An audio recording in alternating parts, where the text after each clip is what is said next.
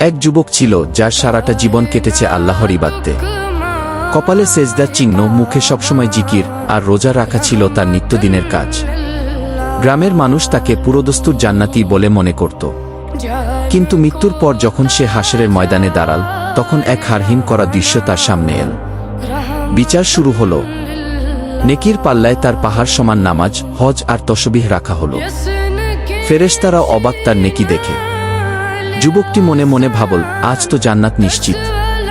কিন্তু ঠিক তখনই বিচারকের পক্ষ থেকে এক বিশেষ আদেশ এল। তার সারা জীবনের ইবাদত এক পাল্লায় রাখা হলো, আর অন্য পাল্লায় রাখা হলো তার বৃদ্ধা মায়ের চোখের এক ফোঁটা জল আর একটি দীর্ঘশ্বাস। যুবকের বুক ধরফর করে উঠল। সে মনে করার চেষ্টা করল, কবে আমি মাকে কষ্ট দিলাম। হঠাৎ তার মনে পড়ল এক শীতের রাতের কথা। মা অসুস্থ ছিলেন, কাঁপছিলেন শীতে। মা তাকে এক গ্লাস গরম পানি চেয়েছিলেন। কিন্তু যুবকটি তখন তসবিহ পাঠে মগ্ন ছিল। সে ভাবল, আল্লাহর জিকির তো সবচেয়ে বড় কাজ, মা একটু অপেক্ষা করলে কি হয়। সে মাকে অবহেলা করে নিজের জিকির চালিয়ে গেল।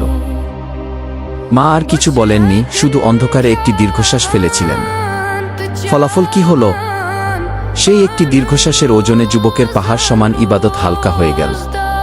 আল্লাহ তাআলা জানিয়ে দিলেন, বান্দার হক, মানুষের অধিকার আদায় না করলে কেবল সেজদা দিয়ে আমাকে পাওয়া যায় না।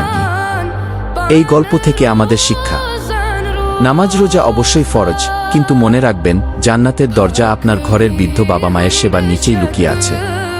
আপনি যদি তসবিহ হাতে নিয়ে মাকে কাঁদিয়ে রাখেন, তবে সেই ইবাদত আল্লাহর কাছে পৌঁছাবে না। আপনার মতামত জানান।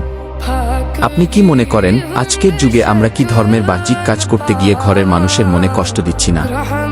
আপনার যদি এই কাহিনীটি হৃদয় ছুঁয়ে থাকে, তবে সুবহানাল্লাহ লিখে শেয়ার করুন। আপনার একটি শেয়ার হয়তো কারো বিবেক জাগিয়ে দিতে। ইসলাম এক্সট্রা।